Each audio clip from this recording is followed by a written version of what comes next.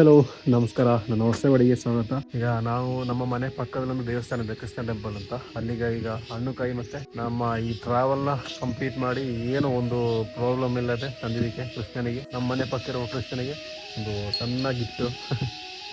ಯಾಕೆಂದರೆ ನಮ್ಮನ್ನ ಸೇಫಾಗಿ ಯಾವುದೊಂದು ಪ್ರಾಬ್ಲಮ್ ಇಂದ ಎಲ್ಲ ಕಂಪ್ಲೀಟ್ ಮಾಡಿಬಿಟ್ಟು ಕರ್ಕೊಂಡು ಬಂದ್ರಲ್ಲ, ಅದಕ್ಕೆ ನನ್ನೊಂದು ಸಣ್ಣ ಒಂದು ಗಿಫ್ಟು ಕೃಷ್ಣನಿಗೆ.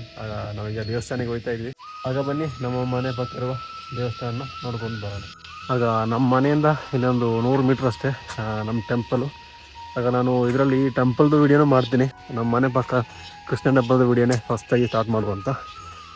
ಸುಮಾರು ಟೆಂಪಲ್ಗಳಿದೆ, ಎಲ್ಲ ತೋರಿಸ್ಬೇಕು ಅಂತಿದೆ.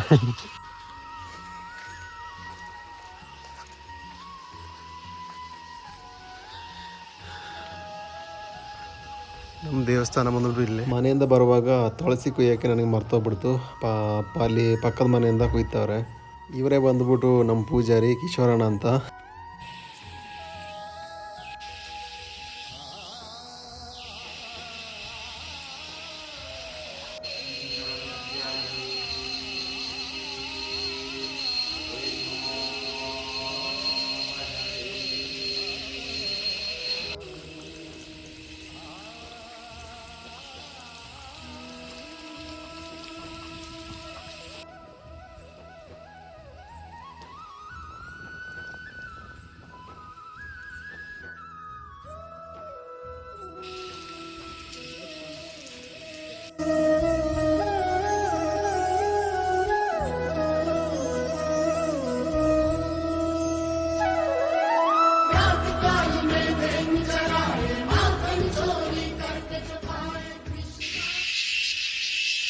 ಕೇಳ್ತಿದೆಯಾ ಸೌಂಡು?